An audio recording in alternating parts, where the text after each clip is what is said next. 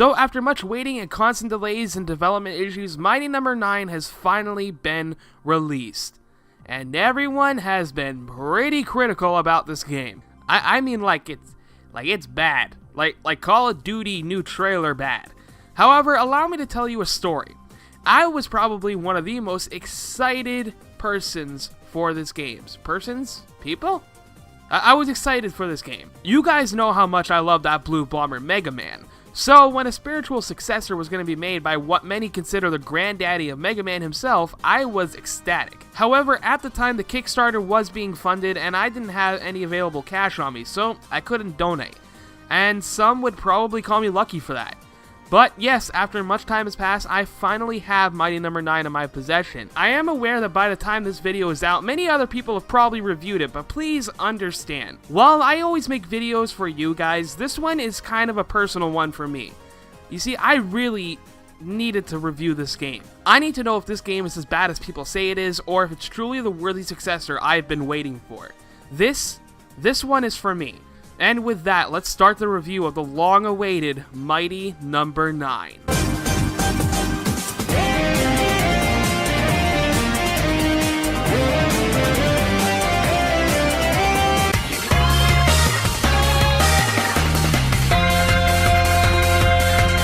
So, I don't think I could talk about this game without bringing up its development cycle. See, 3 years ago, or around 3 years ago, Kinji Inafune, the creator of Mega Man, had the idea of making a worthy successor to his little blue bomber that Capcom forgot. However, he kinda needed our help.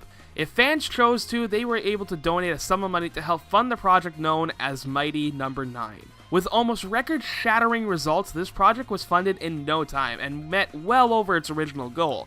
And there's actually no surprise here. When you say you're going to create another Mega Man type game, people are going to fund it. It's that plain and simple. And with that, the project was underway. After about a year or so in development, we finally started getting a little more news about the game's development, and before long we even had a trailer for the game, alongside a cartoon trailer for the Mighty Number 9 cartoon. Oh wait. Yeah, I don't think that's happening anymore. Can we cut that? Can we cut that? I don't think it's happening. Well, nonetheless, we got what we were waiting for, and along with a gameplay trailer, the fans couldn't be more excited. Then, a little bit after that, we got a date, September 2015. It was actually supposed to come out around my birthday, so I was kind of excited for that. With pre-orders being launched, it seems like there was going to be no time until we can get our hands on this game. However, this is where the fans started to grow disappointed. Mighty Number 9 was delayed, and fans were mad. No matter the reason, fans were mad that they didn't get the game they were promised on the date they were promised. But hey, you know what? This kind of stuff happens to games. Sometimes the finished product just isn't ready and it can happen. Then, after months and months, we got another release date. February of 2016. I'm pretty sure you guys can guess what happened again. Yep, it got delayed, and sadly fans were a lot angrier than they were. And to a point, it's almost understandable. However, I still couldn't give up. I was excited for this game that I've been dreaming about ever since I heard it back in 2013. Then it happened. We got a new trailer. And oh boy did it anger folks. Now, while I could talk exactly what angered me about this trailer, I would rather not. Because it was at this point where I kind of started to lose any hype for the game. I was really sad about it. Even a little bit before then, I just kind of forgot about it. Then, after months of forgetting about this game, I wake up on June 21st to see that Mighty Number 9 is coming out on Steam. And my good friend Johnson bought it for me out of the hype I used to have for this game. And you know what? A glimmer of happiness was seen again. He also stated that the review better come out, so I mean, here it is. I gotta keep a promise, you know?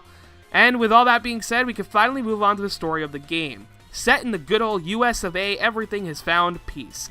Violence has been halted, and the only place where violence can be found is in the Coliseum. Then, one day, robots start to go haywire and attack people of the city. And seeing all this is Mighty Number 9 himself, Beck. Rushing to Professor White's side, yes, his name is Professor White. I know, trust me, we're moving on. He explains that the robots are rampaging throughout the city, and he's surprised that Beck is acting normal. Running along the city, a newscast shows that Mighty Number 6, Avi, is part of the destruction. With this, the professor assumes that all the other Mighties, 8 in total, have been affected as well. He asks Beck to fight through his way to save the people. Beck, knowing that violence isn't his thing, jumps into action and fights to defend the people of the USA. We also learn that a genius by the name of Blackwell might be behind the whole incident of the robots losing control. However, we also learn that he's tried this once before and now sits in a high security prison. Is he behind this, and can Beck, aka Mighty Number 9, stop his fellow Mighties and stop this war? Well, only time will tell.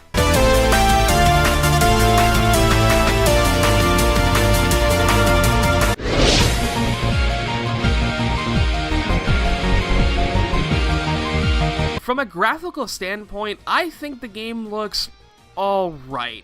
It's nothing spectacular, but it doesn't bother me. I should mention, I did run into a few graphical glitches here and there, but I never ran into them again, so maybe it was just a one-time thing. I should also mention that playing this game on my friend's high-end computer, I actually had to change some of the settings to lower the quality to make it run perfectly. And that really sucked. Like, after I changed them, it ran fine, and it looked even better. I can't understand that either. Moving on. The character designs are actually kind of interesting. For anyone who kept up to date with the development cycle, I'm sure you saw the updates of the characters that were being added to the roster. And they look as good as their concept art. There were a few designs that I liked better in the original states, but I really don't mind them in this game. I like the design of the characters, and I don't know, they kind of fit along with the game. And speaking of characters, I should talk about the voice acting, which is actually not that bad. All the characters sound alright, well, at least to me. They seem to fit the character they are attached to. But, I mean, it's voice acting in a 2.5D platforming game. I can't really complain about it because we didn't expect it to be there. And speaking of being a 2.5D platformer, the level design is, again, it's alright. Some of the levels are okay, and you have your normal cliches of the early NES and SNES platformers: spikes, ladders, spikes, autoscrollers, spikes, and did I say spikes? I think I did, because there's quite a few of them, and this is one of my problems with this game so far. Some stages are just filled with one-hit KOs, and it just gets to me sometimes. At some points, it honestly made me want to break my controller, but I'm okay. I swear, I'm okay. I swear I'm okay. However, it's here where Mighty Number 9 takes kind of a different turn in the gameplay section. See, your typical Mega Man-esque type game is you jump, slide, and shoot your way through enemies. Now, while Mighty Number 9 may keep that style, it actually does something different. Being able to absorb Zells, at least that's how I think you pronounce it, I'm actually not too sure, which is done when you hit an enemy a certain amount of times. You do this to build up a meter, which can be used to heal yourself, using a special ability, or powering up all your other abilities that you'll gain from the other Mighties to refill the energy. It's actually kind of an interesting system. This treatment of dispatching enemies, as I said, also works on the boss fights, and let's talk about them for a second. The boss fights in Mighty Number 9 are they're kind of fun.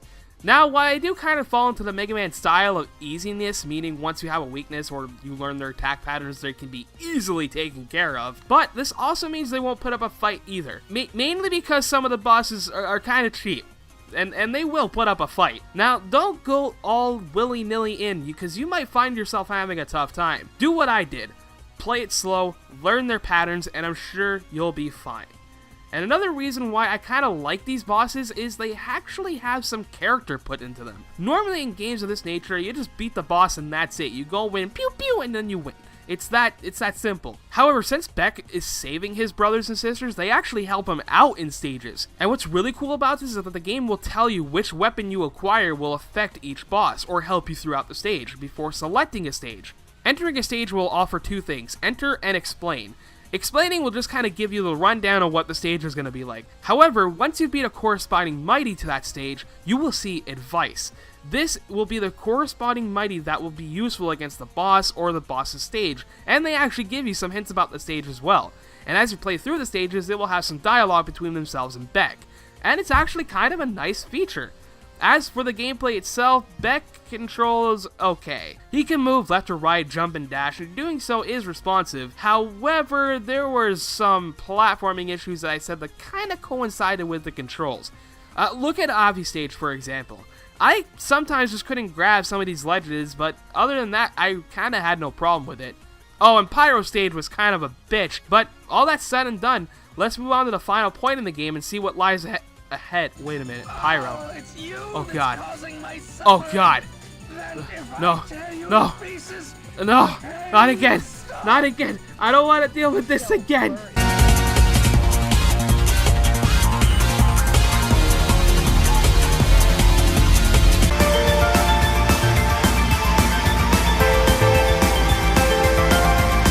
Later on in the story, we learn of a project that Dr. White created himself, an option that had been halted by a man known as Dr. Blackwell. This project was called Project Trinity.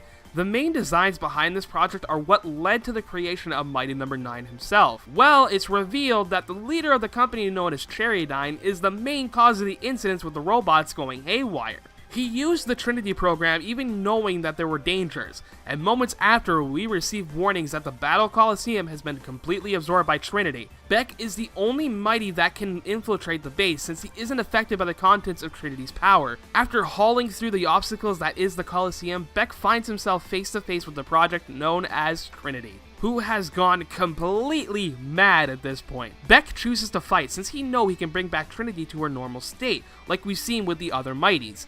The final battle with Trinity is a two-part fight. Her first state kinda looks like a bomb from Final Fantasy, which acts like the Yellow Devil from Mega Man. Yeah, cool, I wanted that. This fight isn't actually too tough once you get a hand of the attack patterns, and the same could be said about her final form.